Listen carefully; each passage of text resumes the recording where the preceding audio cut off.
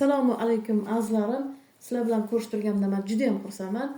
Demak, bugungi mavzuyimizning nomi mabodo tushingizda taom ko'rsangiz nima bo'ladi degan mavzuda suhbat olib boramiz.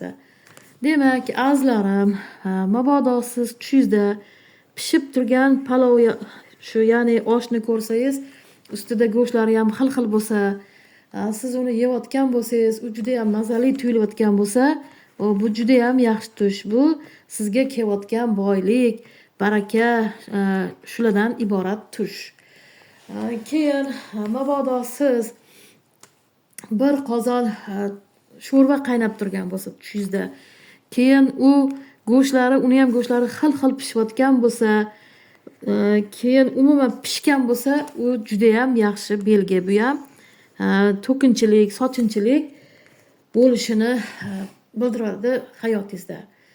Demak, azizlarim, mabodo siz pishmagan taom ko'rsangiz, qanaqa taom bo'lishidan qat'iy nazar pishmagan taom bo'lsa va uni siz yeyotgan bo'lsangiz, bu unchalik ham yaxshi emas.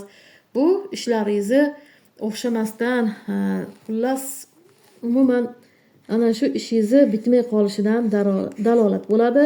Albatta sadaqa berib yuboring azizlarim. Demak, azizlarim, mabodo siz tushingizda ziyofatda juda ko'p har xil chiroyli taomlar tortilgan bo'lsa, keyin siz undan iste'mol qilayotgan bo'lsangiz, bu ham juda ham yaxshi. Bu ishlaringizni oldinga ketishidan dalolat azizlarim. Mabodo siz tushingizda taom pishirayotgan bo'lsangiz, unga kimdir nima desam bo'ladi, tuproqmi, tuzmi yoki qalampirmi solayotgan bo'lsa, bu unchalik ham yaxshi emas. Bu qandaydir bir sizni hayotingizga og'u solishlari, hayotingizga aralashib, qandaydir bir noxushliklar ro'y berishi. Bunda ham siz sadaqa qilib yuboring azizlarim. Mabodo siz bironta taom yeyotgan bo'lsangiz, u juda ham eskirgan, nima desam bo'ladi, hidi bor bo'lsa, bu ham yaxshi emas. Bu ham kasallikdan, yana noxushliklardan iborat tush bo'ladi. Umuman olganda bitta og'iz bilan gapiradigan bo'lsa, tushdagi pishgan taom, mazali taom juda ham yaxshi. Bu boylik, omadlardan iborat. Pishmagan bemaza taomlar, bular afsuski shu noxushliklardan, ko'ngilsizliklardan iborat bo'ladi azizlarim.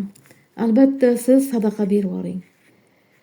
Mabodo sizga o'tib ketgan inson, ya'ni bironta o'tib ketgan yaqiningiz sizga taom bersa, u juda ham mazali bo'lsa, yeyotgan bo'lsangiz, u ham juda ham yaxshi. Bu ham sizni hayotingizda yaxshi, katta yangiliklar bo'lishi, hayotingizni yaxshi tomonga o'zgarishidan dalolat. Mabodo siz tushingizda bironta shu o'tib ketgan yaqiningiz kelib turib sizdan tinmay taom so'rasa, bunda siz albatta is chiqarib yuborishingiz kerak. Xullas, o'ngingizda siz is chiqarib, masalan, xolvatarmi, shovlami, chuchvarami, shu chorshanba kuni chiqarib, shu 3-4 ta qo'shniga tarqatib, fotiha o'qib yuborishingiz kerak. Chunki u sizdan o'sha o'tib ketgan odam umidvor bo'lyapti. Keyin azizlarim, mabodo sizlarga yurtboshimi yoki bir mashhur insonmi yoki mana har xil tushga hamma narsa kiradi, avliyomi, payg'ambarlarimizdanmi birontasi kelib taom beradigan bo'lsa, bu ham juda ham yaxshi tush. Bu sizni umuman olganda martabangizni ko'tarilishi, kutilmagan omadlar, kutilmagan baxtlardan iborat azizlarim.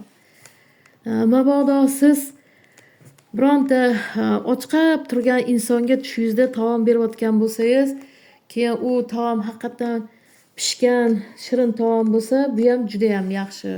Bu qaytamga sizga o'ngingizda birov yordam berishi, yordam qo'lini cho'zishidan iborat bo'ladi azizlarim.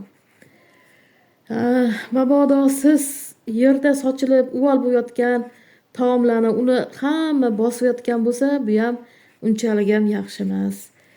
Bunda ham sadaqa berib yorishingizga to'g'ri keladi azizlarim.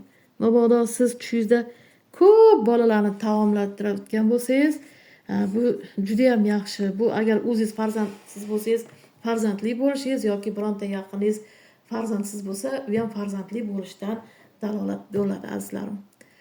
Demak, azizlarim, bugungi tush tabrimiz mana shulardan iborat.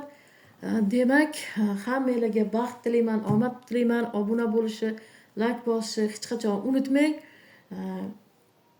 Azizlarim, hammanglarni omadinglarni bersin. Demak, keyingi tush tabrimizda ilon haqida bo'ladi azizlarim.